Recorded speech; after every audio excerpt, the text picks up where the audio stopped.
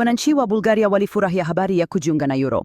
Katika majira ya baridi, waandishi walitembelea maduka na kugundua kuwa bidhaa nyingi sasa zina bei mbili tofauti, euro na levo. Hii ilisaidia watu kuelewa mabadiliko bila wasiwasi mwingi.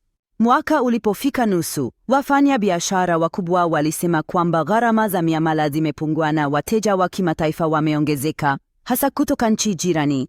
Serikali ilitangaza hatua mpya za kudhibiti kupanda kwa bei, kwa kuhakikisha kuwa bidhaa za msingi zinauzwa kwa haki kulingana na viwango vya bei vilivyokuwa kabla ya mpito wa sarafu. Wakati wa mkutano wa uchumi ulioandaliwa na benki kubwa, wawekezaji waliongeza imani yao kwa uchumi wa Bulgaria na kuahidi uwekezaji mpya wa viwanda. Katika sekta za nishati, waajiri na wafanyakazi walikaa pamoja kujadili changamoto za ongezeko la gharama za uzalishaji kutokana na mabadiliko ya sarafu, wakitafuta suluhisho la muda mfupi.